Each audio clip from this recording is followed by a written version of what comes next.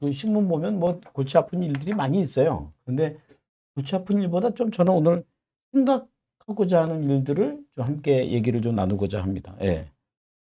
그 최근에 나온 이제 기사 이슈 중에 하나가 이제 이런 질문이죠. 한국은 왜 노벨상이 없을까? 한국은 왜 노벨상이 없을까? 신경을 안 쓰네. 노벨상이 왜 없을까? 예. 생각해 보세요. 혹시 여러분들 지금 많이 들어오셨는데요. 한번 답을 한번 해보실래요? 한국에 노벨상이 없는 가장 큰 이유는 뭘까? 또 그렇게 물어봤더니 또 어떤 분 그러더라고. 그 노벨상이 꼭 있어야 됩니까? 뭐 이렇게 물어보는 분도 있어요. 노벨상이라는 의미가 뭐죠? 예. 어떤 사회적 가치, 어떤 공헌적 의미, 우리가 생각하는 좀 높은 가치죠. 우리가 보통 이제 뭐 원가로 본다면 내가 할 수 있는 일이 뭐니? 강점이 뭐니? 이게 원가죠. 가격은 노력이죠. 어떤 노력을 할 것인가. 근데 문제는 뭐죠? 지금은 이제 원가와 가격의 시대가 아니라 가격과 가치의 시대죠. 그리고 우리가 하는 일이 사회적으로 아니면 뭐 고객에게 어떤 혜택을 주고 어떤 가치를 만드는가. 노벨상은 아마도 그런 기준이 아닐까라는 생각. 그럼 우리가 노벨상이 없는 가장 큰 이유는 아마 노벨상을 꿈꾸고 있는 사람들이 별로 없지 않을까. 모든 일이 그렇지 않습니까? 생각대로 이루어지죠. 예. 그냥 뭐 사는 대로 생각하는 게 아니고요. 그러니까 우리가 정말 노벨상을 꿈꾸려면 노벨상에 합당한 조건의 노력이 필요하지 않을까 생각이 듭니다. 지난주부터 어저께 이제 그 제가 운영하는 초중등 SPL 캠프가 끝났고 지난주부터 이제 지난주 토요일부터 고등부 열정 캠프가 시작됩니다. 근데 이제 자네들이 이제 학생들이 오면 제가 이제 그런 걸 물어봐요. 예. 너는 뭐 꿈이 뭐니?부터 시작해서요. 너 공부를 왜 하니? 뭐 이런 질문들. 근데 보통 학생들이 그런 질문 받는 거 어때요? 별로 안 좋아해요. 예, 물어보지 마세요. 뭐 이런 공부하기 바빠요. 이런 거죠. 근데 이제 이 아이들이 갖고 있는 꿈이 뭔가 이렇게 뭐 대부분 다 직업들이죠. 근데 그 직업을 이룰 때쯤이면 아마 그 직업은 꿈을 이룰 때쯤이면 직업은 없어질 수도 있다는 거. 그러니까 무슨 말이냐면 이 아이들이 갖고 있는 꿈은 기존에 있는 직업을 따라가고 있지 않는가. 저는 좀 달라요. 너희들이 꾸는 꿈으로 없었던 직업을 만드는 게 옳지 않겠느냐. 노벨상도 그런 게 아닌가 생각해요. 우리가 어떤 꿈을 꾸는 게 중요한가. 먹고 사는 꿈, 보통 꿈에 뭐 성공하는 것, 부자 되는 것, 이렇게 꿈을 꾸죠. 근데 이제 문제는 뭐냐면 내 꿈을 통해서 어떤 가치를 만들어 내겠는가. 아이들한테 제가 이제 물어볼 때 그런 얘기를 해요. 네가 성공하고 부자 되면 누구를 도와줄래? 이렇게 물어봐요.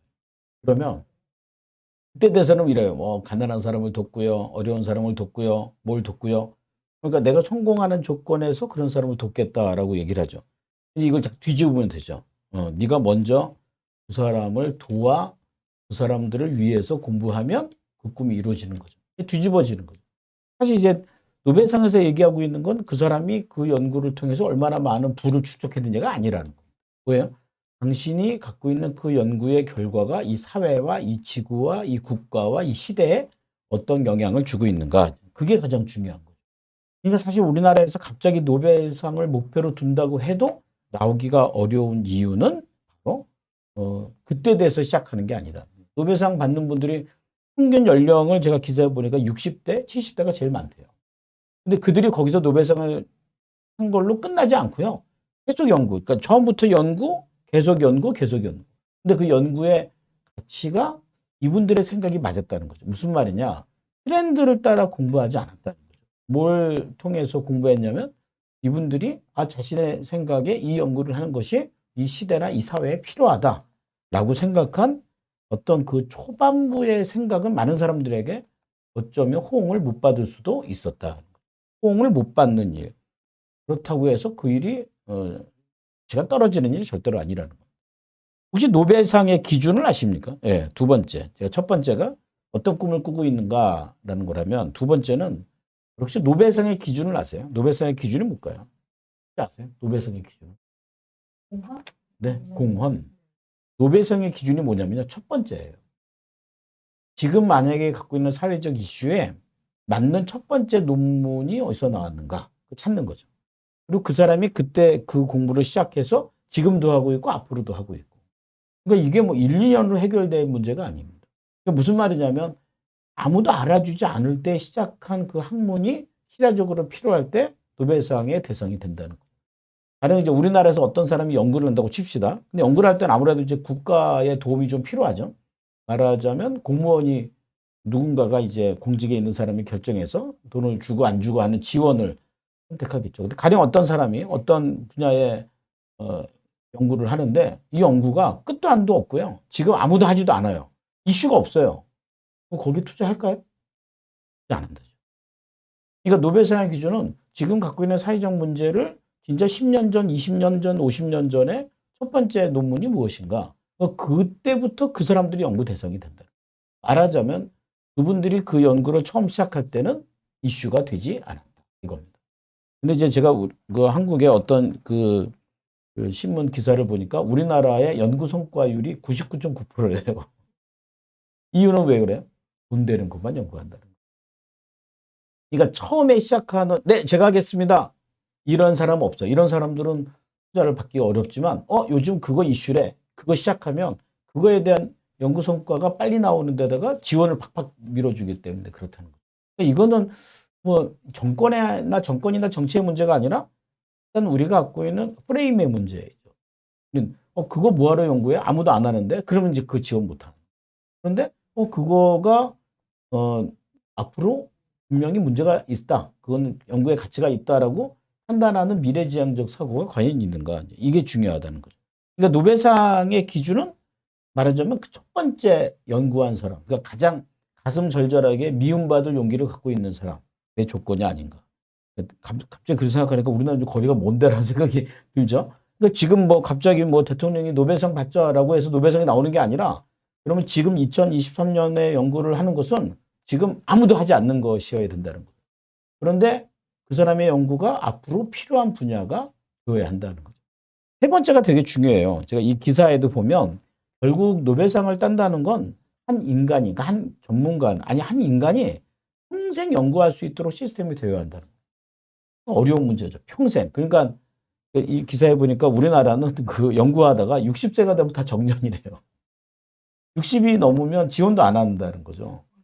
그럼 거기에 그 축적된 노하우들이 있지 않아요? 그러니까 60이 됐으니까 이제 축적을 안 하고 밑에 사람으로 젊은 사람들에게 기회를 준다고 하지만 과연 그 젊은 사람이 평생 연구라는 단어가 과연 들어올까라는 거죠. 그러니까 우리가 지원을 할 때도 약간 단기적 투자, 약간 내가 그 기사를 보면서 이런 생각이 들더라고요. 사람들이 주식이나 코인 투자하는 것처럼 연구에게 투자하면 몰라요. 우리나라 기술이 세계적으로 앞서갈 수는 있으나 노벨상하고는 거리가 좀 멀 수 있다는 거예요. 그러니까 노벨상을 받는다는 거는 어떤 보상적 심리보다는 국가의 시스템을 입증하는 과정이죠. 근데 우리가 그게 없다는 거. 우리가 일본보다도 다른 인근 나라보다도 굉장히 적은 이유는 굉장히 단발성의 지식에 집중하고 있지 않는 거죠. 저는 이제 이 평생 연구 시스템이라는 게 전제 조건이 들어가야 되는데 사람들은 평생 연구 시스템이라고 하면 일단 생각하는 게 국가 세금이죠. 국가 자원이 얼마나 그 연구에 투여할 것인가도 물론 중요한데 본인의 삶이나 일이 과연 평생 연구의 대상인가. 오늘 우리 이제 그 1cm의 미학이라는 책을 쓰신 우리 줘봐요. 네. 이 책을 쓰신 우리 박경화 대표님 우리 옆에 와 계시는데, 네. 좀 이따 보면 깜짝 놀랍니다. 엄청 미인이라서, 네, 깜짝 놀라시는데. 근데 이분이 이제 이 책에서 얘기하는 게 평생 직장이 아닌 평생 직업이에요. 근데 평생 직업이 되는 조건이 뭔가? 그냥 내가 손 들고 뛰쳐나오면 시작할 때는 직업이 되지만 그 직업을 유지해야 되잖아요. 아까 제가 왜 학생들이 꿈이 뭐예요? 꿈이 뭐라고 얘기하는데 그 직업 나중에 없어질 텐데 라고 한다면 그 직업이 없어지는 이유는 뭐고 그 직업이 존재하는 이유는 뭘까? 이거예요. 평생 연구예요. 그러니까 평생 직장에서 평생 직업으로 가려면 그 사람이 뭐 연구자나 뭐 학위가 없다 할지라도 본인의 업에 대해서 평생 연구할 용기가 있으면 저는 그 평생 간다고 생각해요. 그러니까 60이라는 정년을 누군가 기준을 딱 준다는 것은 평생 연구에 대한 열정이 없거나 이거죠. 또 내가 과거에 갖고 있던 것만 쓰고 있는 거 아닌가. 새롭게 만드는 게 연구 아니겠어요? 그 끄임을 찾아가는 게 중요하지 않아요. 여러분들 지금 하고 계시는 어떤 업이 괜찮으세요? 하는 일이 괜찮으세요? 그러면 저는요. 그 업이 여러분들의 연구의 대상이 되어야 한다는 겁니다. 누가 도움을 주든 안 주든. 우리나라의 노벨상이 나오는 것도 물론 중요하지만 우리가 하고 있는 일이 과연 그런 가치를 갖고 있는가. 그리고 그것에서 우리가 정말 평생 연구를 통해 우리가 하고 있는 일을 유지하고 있는가. 저는 그런 생각이 들어요. 이런 기업 처음 시작하는 분들에게 제가 좀 권하는 건 콘텐츠를 좀 만드세요. 본인만의 콘텐츠. 어디 가서 줄 서지 말고. 어디 가서 줄 서면 그거 시장성 떨어지면 나도 같이 떨어지지 않겠습니까? 그런데 나만의 콘텐츠, 나만의 고객 분석, 나만의 시장 분석, 나만의 끊임없는 아이템 발굴이 평생 연구를 통해서 평생 직업이 나오지 않을까. 평생 이런 기업 시대가 되지 않을까라는 생각이 듭니다. 오늘